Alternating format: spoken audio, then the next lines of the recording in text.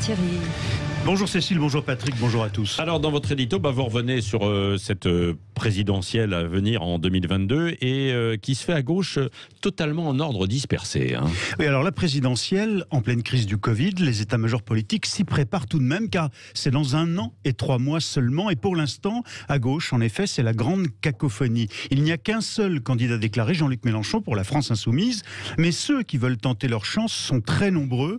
Et puis la gauche n'a aujourd'hui aucun projet fédérateur qui puisse la rassembler. Elle est très divisée sur les 3 grands sujets qui occupent le public en ce moment: la sécurité, la laïcité et les enjeux économiques liés au débat sur la croissance et l'écologie. Oui, il y a même eu un clash entre Hollande et le PS. Les divisions, ce week-end, les divisions commencent par les rivalités de personnes. Et oui, les socialistes, Patrick, en ont encore fait une démonstration éclatante ce week-end, en effet, avec la rupture consommée entre l'actuel numéro 1 du PS, Olivier Faure, et l'ancien président Hollande. François Hollande voudrait peser, voire revenir même à la faveur de cette présidentielle. Or, il critique régulièrement, presque tous les jours, la vision politique du patron du PS qui rêve, lui, d'une union avec les écolos pour une candidature unique, peut-être celle d'Anne Hidalgo.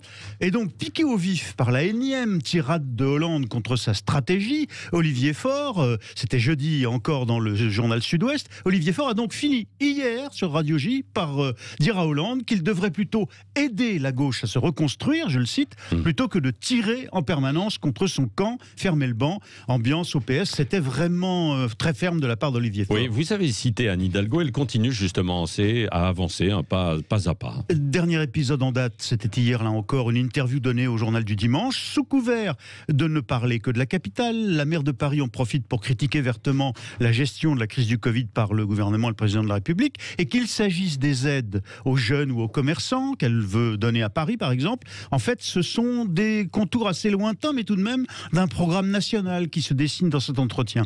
Malgré ses engagements d'avant les municipales de ne pas être candidate à la présidentielle, Anne Hidalgo, épaulée par son ancien adjoint Jean-Louis Missica, se prépare en fait depuis très longtemps pour 2022. Oui, une autre figure emblématique de la gauche se prépare elle aussi, c'est Christiane Taubira. Eh oui, Taubira, très discrète, mais qui calcule ses chances en ce moment et qui observe. L'ancienne garde des Sceaux, très bien considérée à gauche dans les sondages, très appréciée des jeunes sympathisants de gauche, a accepté qu'une pétition soit lancée pour tester sa candidature. Bon, alors, elle est à peine à 20 000 signatures pour l'instant, mais elle a un site, Taubira pour 2022, taubira pour2022.fr. Oui, et puis ce n'est pas fini, on pourrait en citer d'autres, Mélenchon, Hollande, et évidemment Yannick Jadot, Arnaud Montebourg, etc.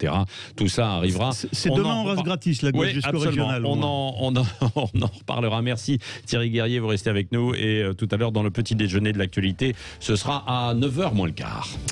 Et le